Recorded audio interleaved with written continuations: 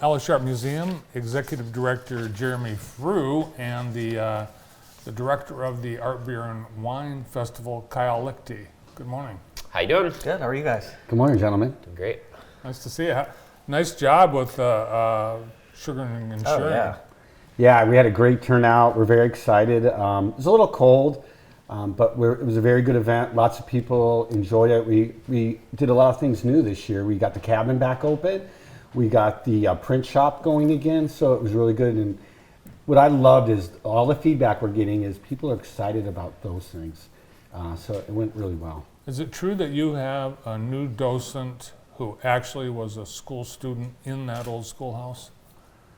You know, if we do, that's news to me. Wow. I hadn't heard that. That wasn't on my notes either. That information. Well, I got this from Alex Cash. Oh, of course. Okay. She knows everything about the museum, but apparently there is a lady who's in her hundreds who actually went to school in that, and she's helping give. I'm going to find out, and we'll make sure we get that on our social media. But another docent is from Colorado Springs who just moved here.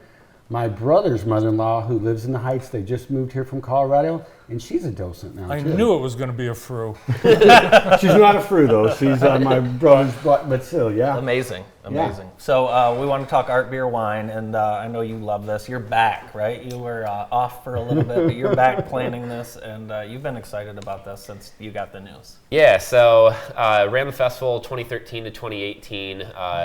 Jeremy and I connected back in October, September, I don't remember, and brainstormed different ideas, really wanted to put the focus on arts, entertainment, and really bringing the event to life. Mm-hmm. So have a lot of things in store that we're really looking forward to this year.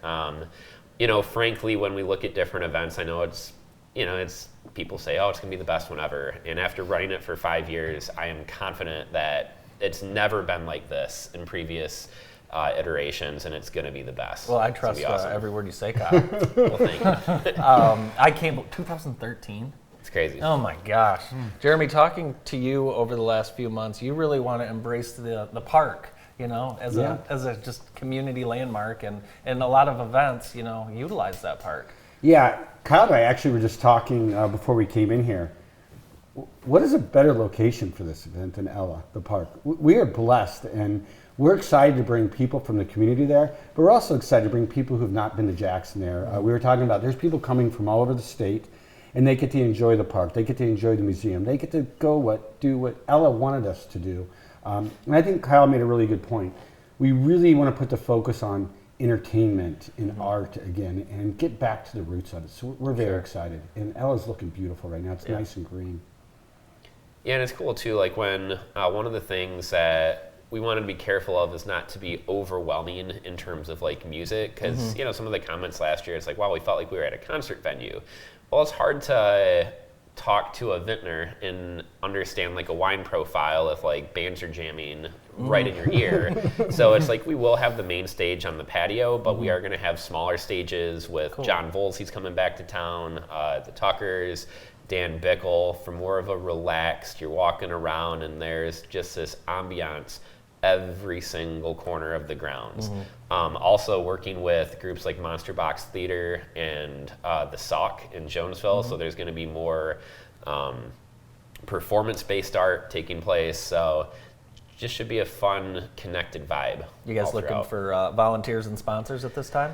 Yeah, so right now, there's really 3 key areas that we're focusing on. Of course, ticket sales is a big one. Tickets are available through our website, Eventbrite, Facebook, all over the place. And everything from VIP tickets available to standard tasting and general admission. But the event can't happen without sponsors and volunteers when it comes down to it. So for volunteers, something we did this year to enhance the volunteer experiences, when you go online and you sign up to be a volunteer, you actually pick the booth and vendor that you're volunteering for. That's so great. You can say, right now, I want to pour for Ogma. I want to work for Ironbark. I want to pour wine for Sandhill Crane. So that way, there's this kind of sense of ownership compared to being assigned a booth.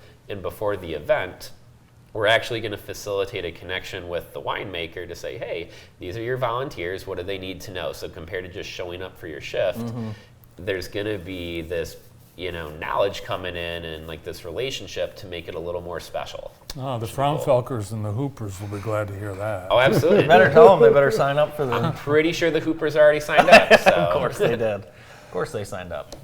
You've got really quite a few new things happening at the museum this spring and summer. Food trucks are going to be a big part of the museum. Yeah, we've been hearing, people are pretty excited. We start April 10th. We're going to have food trucks there every other Wednesday. And I have to give credit to, obviously, our folks at Experience Jackson who started doing it on Tuesdays. We took a lead from there. But yeah, you guys know, and Andy, we've had this conversation. Any day in the summer, you show up to Ella at lunch, there's 20 or 30 cars parked around the park enjoying lunch. So we said, why don't we bring food to them? So we're going to have food trucks right on Farm Lane. We'll have the granary open for people to come sit. We'll have the patio open for people to come sit. And they're going to run 11 to 2. There'll be 4 or 5 food trucks every other Wednesday starting April 10th. And we want people to come and again enjoy the grounds, enjoy the facility, and have a nice lunch. And again, what I'm excited about too is we have a lot of work going on the granary. It's going to be completely rehabbed.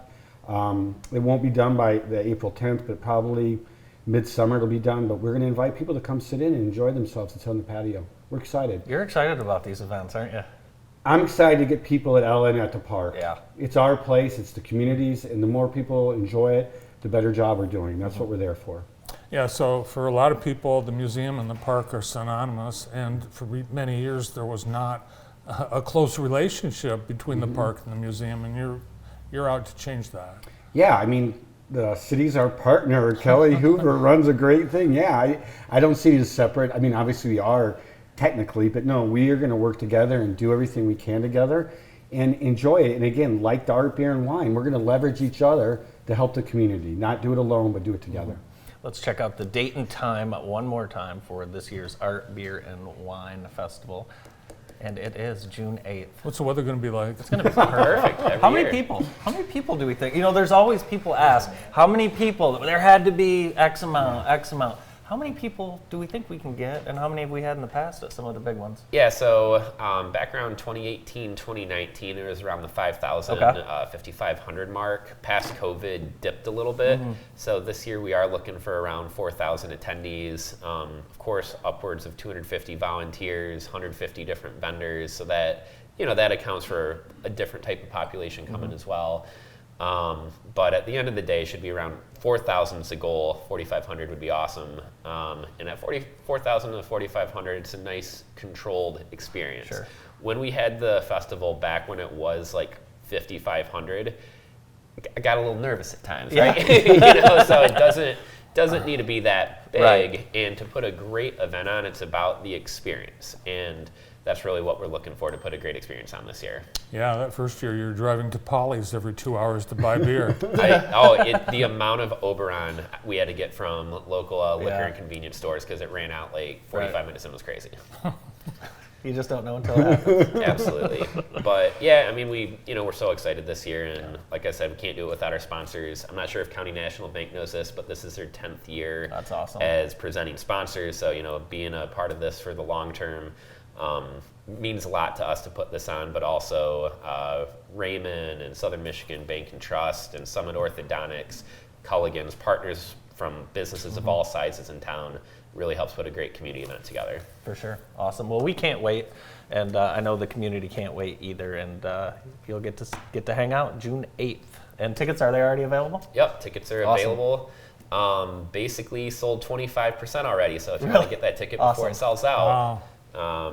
got to hop online. Awesome. Thanks for being with us this morning, guys. Thank you. Yeah, thanks Jeremy for having Frew us. from the Ella Sharp Museum and Kyle Liechty, director of the Art, Beer, and Wine Festival. More of the show right after this quick break.